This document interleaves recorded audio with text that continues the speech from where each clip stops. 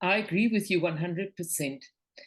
I have another thought, and that thought is that often we have built our life, we have been successful, but on some level, either our relationships fail, we become disconnected to our families, to our partners, to our children, and then we lose a little bit of what we thought we did so successfully in life, we now lose. Do you agree with me there that if we understood that inner child, we could understand where we actually disconnected? Is there maybe a disconnection to the inner child? And if we can connect there and understand the inner child, we can actually also pay it forward in our relationships. Absolutely. I think I'm over optimistic maybe if I sound like this, but I'm saying it's never too late to have a playful inner child or playful childhood, because of the systemic field that doesn't actually understand time or a timeline, a beginning and an end. When we have a slice of what's happened with that inner child in that specific context where it grew up, suddenly a complete new perspective unleashes itself into, as a new energy, unleashes itself into a new possibility for relationship, for work, for all sorts of possibilities. So I think often this work gets stalled because there's a fear that people might discover something about me that they don't want to. But I think the reassurance is that when you discover that and you work with it, it will unleash. If you're honest with the work, it will unleash a complete new energy.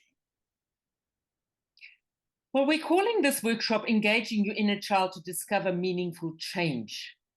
And I think this is really the core, is how can we encourage that inner child to see a new perspective in the world? Because I think we live and have behavior patterns because of the perspective of that inner child. Yes, we do courses, we do self-help courses, we do so much.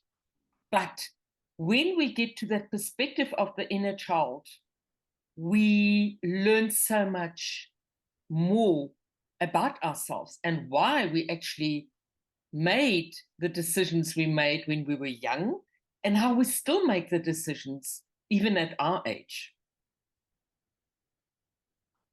Absolutely correct. I think that the foundational work for our belief systems gets settled when before we're 7 years old, and it has a emotional embedment in which it gets solidified. And I think that the importance of this work helps us to unleash ourselves from those belief systems that held us back.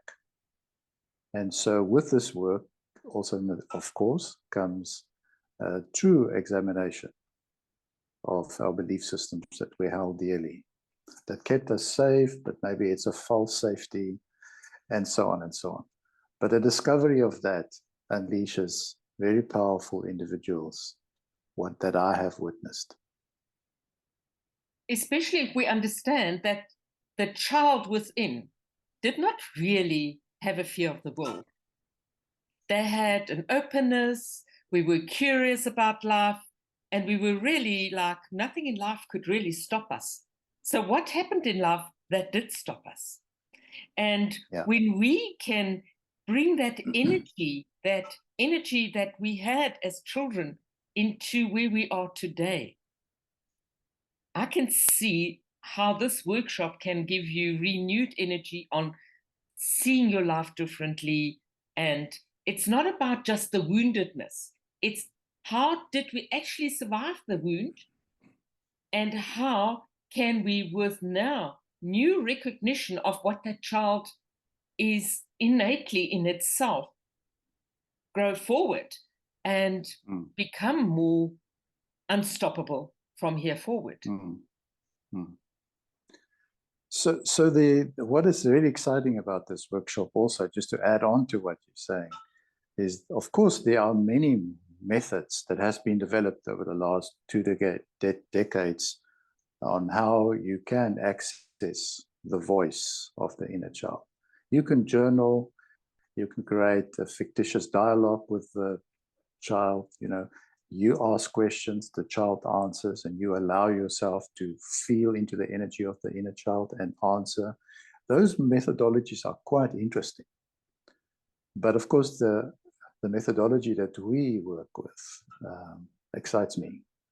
And that is that we could arrange a kind of a map of the core influential factors in that little child's life. That we can create that spatial representation of how it potentially looked. And what's really powerful is that the candidate or the client sit from the outside of the constellation circle and look in. Can't really influence it too much. Of course, the energy influences. Frustrating sometimes. Yes. But this exciting way of working with inner child work, which I haven't seen a lot of.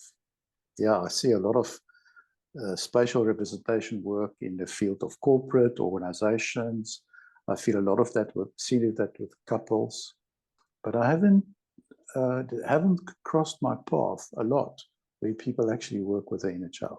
It's here and there. So this is a concentrated workshop where we can look at that. And yes, it will be intense, but the beauty about doing it with the systemic work is that sometimes the inner child needs to also look at why were the parents the way they were, and we can go back into the ancestry and discover what is the pattern that the child has actually taken forward from the ancestry. And sometimes it's a good pattern, and sometimes there is a pattern that we can say, this doesn't suit me today anymore, and I can change this pattern with renewed insight. How do you feel about that? What I quickly want to add is, of course, there will be people listening to this interview thinking, I have never done this type of work before, so I don't know what to expect. Well, what you don't want to expect is an instantaneous resolution for all the problems that you're experiencing. So what I would suggest is that this workshop is a good start, but it's a wonderful start because it gives you a methodology to enter this inner world, as I call it, the pilgrimage into the inner world, the inner landscape, where I can understand more about where I come from, which is what is. I'm not sure that I'm answering your question.